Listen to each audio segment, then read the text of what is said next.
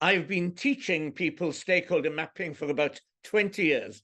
And quite early on, I think I might have made something of a mistake, because I started telling people, do you know, what really matters is not the output you necessarily get, but the very fact that you're doing it.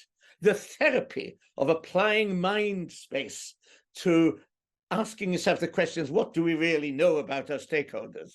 That's what's really important. And of course, the mistake was that it de-emphasized what actually was the output from this little procedure. Now, admittedly, until Tractivity comes and puts it all on a convenient system, one has to accept that it is something of a cumbersome process. We create the Boston Square and we have the 4 quadrants. We measure people according to the influence they've got, and more importantly still, how much of a stake they've got, how much of an interest they've got. So by now, we're very familiar with the rubrics of what we've learned. We know, for example, that those people with a high degree of interest in the subject matter and a high amount of influence, we know that that's all about relationships. And how do you manage key stakeholders? Move a little bit to the left. We're talking about people with a low degree of interest in the subject, but they've got a lot of influence. And we know that the key activity in respect of them is watchfulness, monitor them, because you've always got to take account of people with a lot of influence, almost regardless of how much of a stake they've got at this particular time in this particular issue. Let's now swing to the bottom right. And this has always been the important quadrant. People with a high degree of an interest in the subject matter, but with low influence. And we've always taught you've got to go the extra mile to identify these people.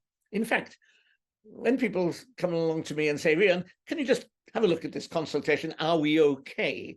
And I'm doing a quickie assessment. I just ask them one question. Who gets most hurt by your proposal? Who's got the most adverse impact upon themselves? How much do you know about them? What research have you done?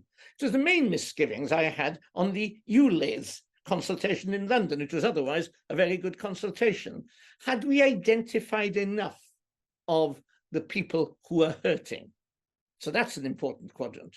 Then we move to the low interest, low influence. And I guess over the years, we've given them short shrift.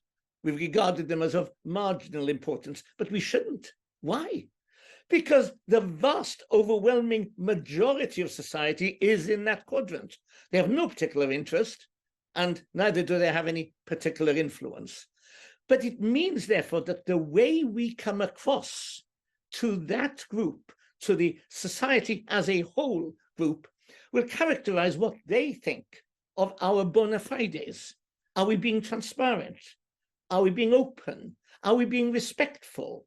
And so the way in which we position ourselves for that group matters a lot. Now, you put them all together, it's a classic case, isn't it, of the whole being greater than the sum of its parts.